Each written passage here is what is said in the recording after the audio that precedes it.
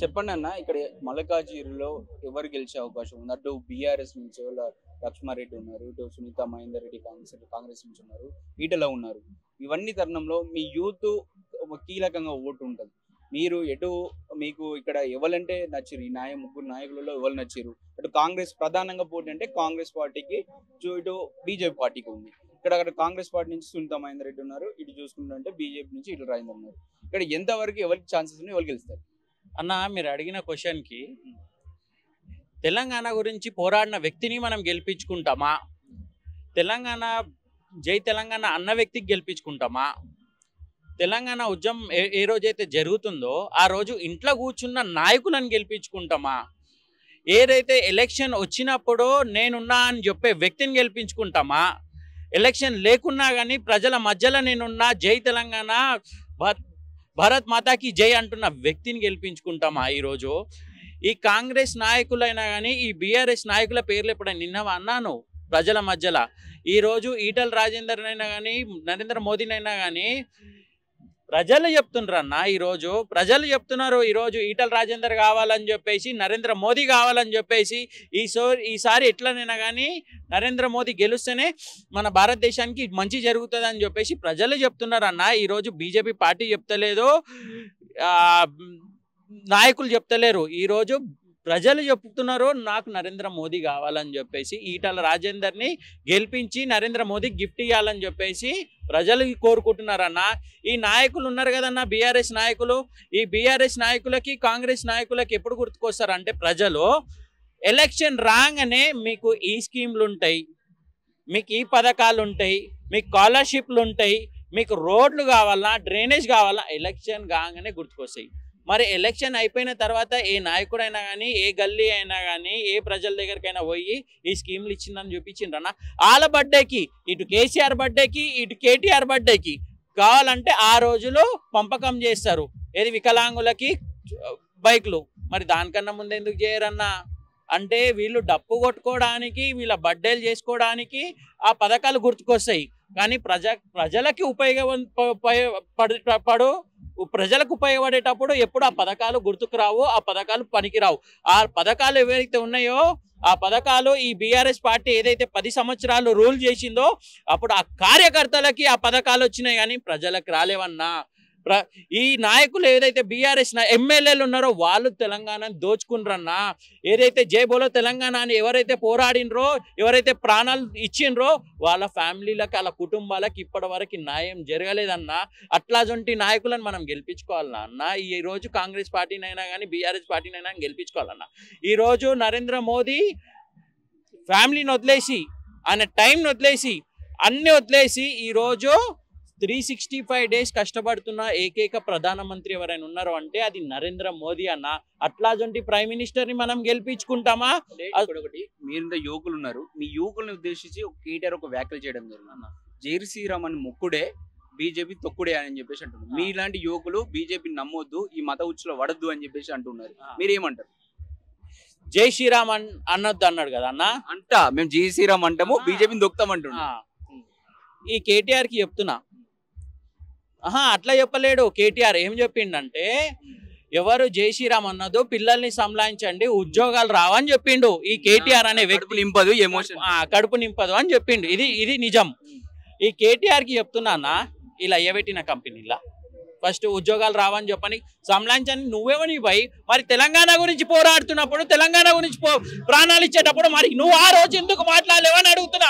ఆ రోజు ప్రాణాలు పోతున్నాయి కదా, జై తెలంగాణ ఎందుకు అనలేవని అడుగుతున్నా ఈరోజు ఈ కేటీఆర్ని.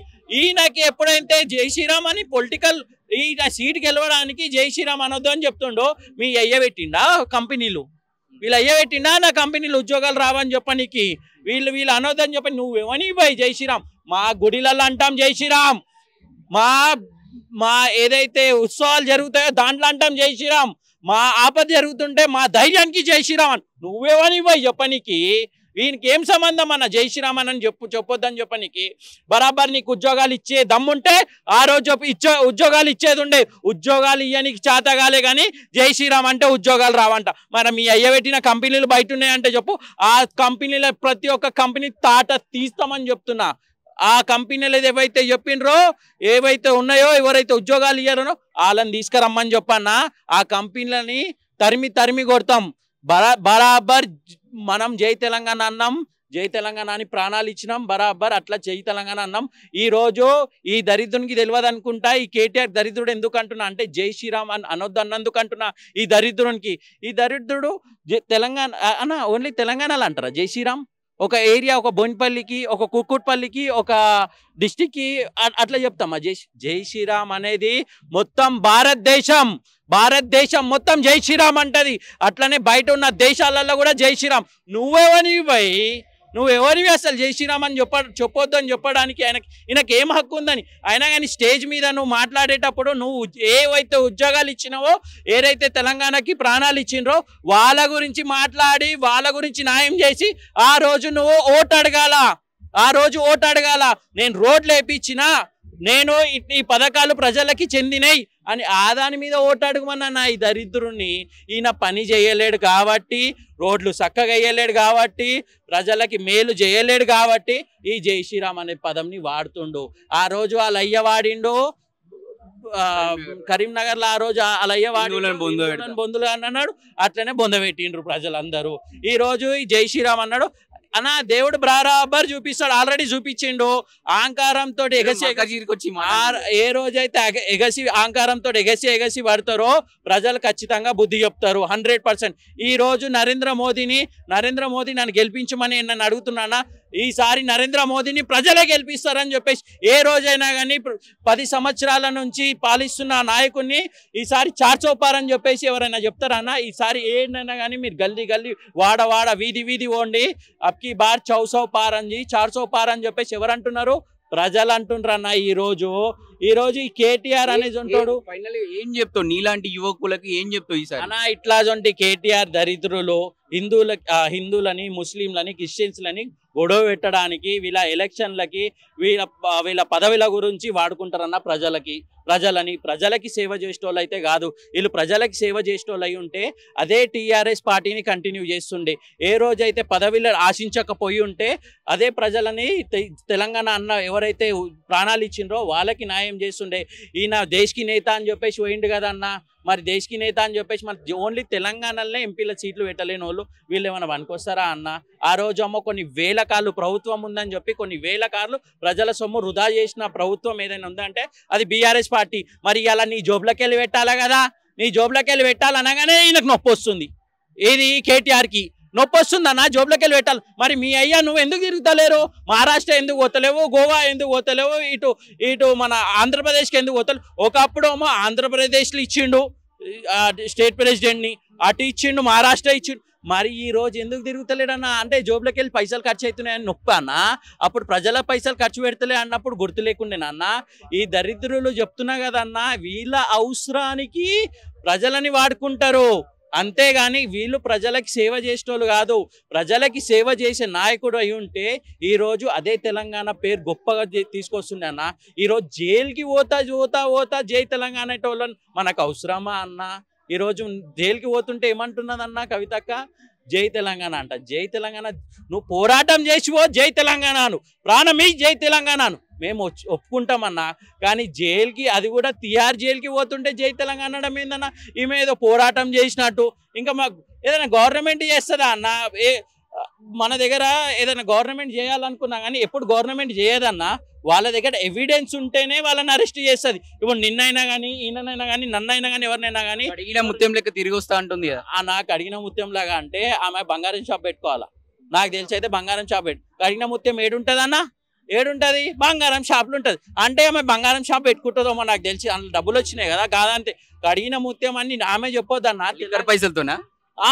లిక్కర్ పైసలతోనే పెట్టుకుంటుంది బంగారం షాప్. అది ఆమె ఎట్లా అంటే నేను కడిగిన ముత్యంతో, అది ఆమె చెప్పొద్దన్న, ప్రజలు చెప్పాలా. ప్రజలు ఏ రోజైతే ఆమెకు సపోర్ట్ చేస్తారో అన్న, నేను సింపుల్గా చెప్తా. కవిత ఏ రోజైతే అరెస్ట్ అయ్యిందో ఆ రోజు ధర్నాలు చేసిండ్రు. ఆ ధర్నాలల్లా ఈ బీఆర్ఎస్ నాయకులకు చూడండి, తెలంగాణలో పోరాటం చేసేటప్పుడు కొన్ని కేసులు ఉన్నాయి, అందరిపైన కేసులు ఉన్నాయి, ప్రాణాలు ఇచ్చిండ్రు, అన్ని చేసిండ్రు.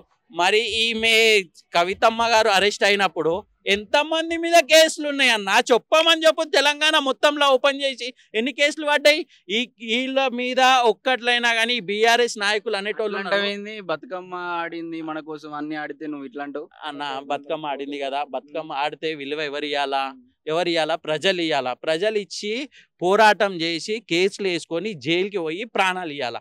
కానీ ఈరోజు ఎవరు ఇస్తుండ్రన్నా? ఈరోజు ఎవరి మీద కేసులు బుక్ అయినాయి? మొత్తం తెలంగాణలో వాళ్ళు ధర్నాలు చేసిండ్రు కదా, 2 నిమిషాల ఈ బీఆర్ఎస్ నాయకులు ఎట్లుంటారు అంటే 2 నిమిషాలలో లేచిపోయినారన్న. పోలీసు వాళ్ళను మేము 2 నిమిషాలు ధర్నా చేసుకుంటామని చెప్పేసి. కానీ ఆ రోజు టీఆర్ఎస్ అని ఉండే కదన్న, జై తెలంగాణ అని ఆ రోజు ప్రాణాలు ఇచ్చిండ్రన్న. ఆ రోజు కేసీఆర్ రోడ్డు మీదకి వస్తే లాఠీ దెబ్బలు తిన్నాళ్ళు ఉన్నారన్న. ఆ రోజు ఉద్యమకారులు ఉన్నారన్న. ఈరోజు బీఆర్ఎస్ అనే పదం ఉంది చూడన్న, ఈ పార్టీ ఉంది కదా, ఈ పార్టీ రోడ్డు మీద 10 నిమిషాలు కూర్చోలేని పరిస్థితులు ఉన్నారన్న. అది ఈరోజు బీఆర్ఎస్ పార్టీ హాలత్.